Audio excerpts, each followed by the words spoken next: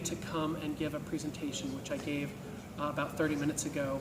And the title of my talk was Live Fire Training for Developing the Cyber Workforce. What we're seeing in both the federal government as well as corporate America is that we're hiring a lot of cybersecurity professionals, and they might have some technical certifications or some skills or some deep understanding about cyber policy. But what we're finding is a lot of these new hires are lacking advanced cyber skills to understand what the attackers are actually doing.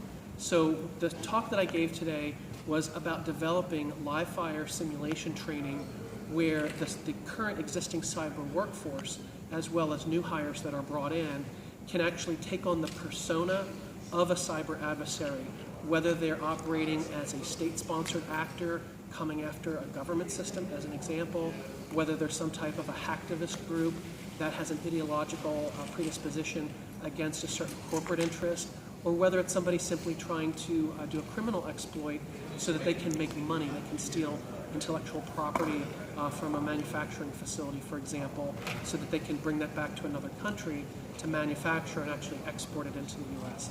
So the whole idea of developing these scenarios that would have a specific storyboard that the trainees would actually get in that mindset of how the attacker operates, and then to actually have a simulated environment with various attack surfaces set up, whether it's different types of servers, whether there's web servers that have infrastructure set up that the trainee can then go through a process of utilizing certain hacker tools to simulate an attack against these systems, and then they can escalate and develop more skills as they go.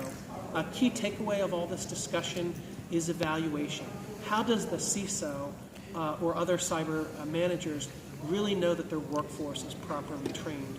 It's great if everybody says, okay, I went to this training program, I passed a multiple choice, A, B, C, D type of exams, and I have those certifications. I'm not saying that that's not important. That's part of building the whole framework of being a cyber professional. But when you actually do some hands-on attacking, it forever changes your mindset. It's almost like a rubber band. If you stretch it, it never goes back to its original shape.